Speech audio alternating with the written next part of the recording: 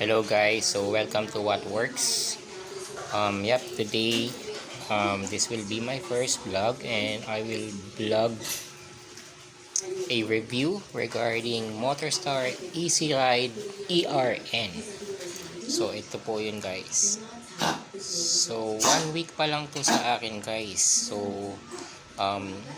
masasabi ko dito sa motor na to is ito ay 150cc carb type. And it's a maxi scoot.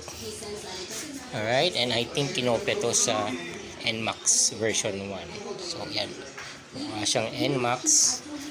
Pero pagdating sa harap, ayan lang, meron siyang sariling identity pagdating sa harap. So not totally the NMAX version 1 copy. So ang gulong nito is size 13. Ayan. And dual disc brake sa harap and at sa likod. And ito yung sensor niya. Ayan po.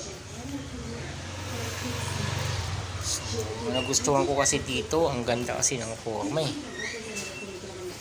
Ayan. So kahit hindi na siya i-upgrade, maganda siya. At ito ang panel codes niya. Ayan, napakaganda.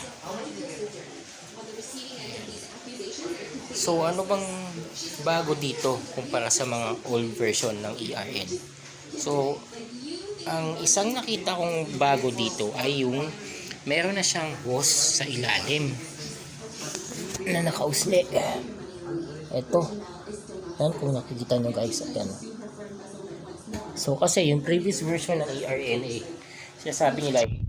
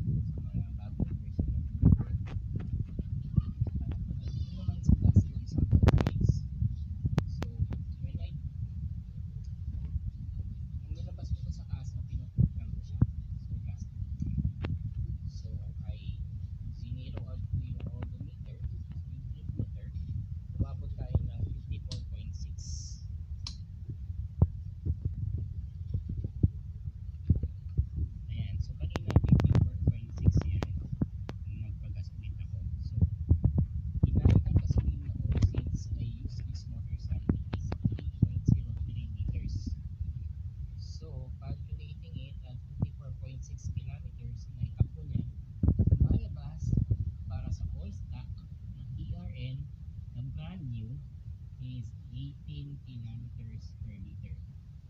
So yun na guys, medyo malakas na siya sa gasolina. Pero sabi nga ng iba dyan, sa mga vlog ng iba, para gumanda ang konsumo ng gasolina, i-adjust yung needle sa car. And also of course, upgrade ang pag-upgrade. So ayun guys, so regarding sa mga problema, so far wala pa naman ako problema. So sa sensor,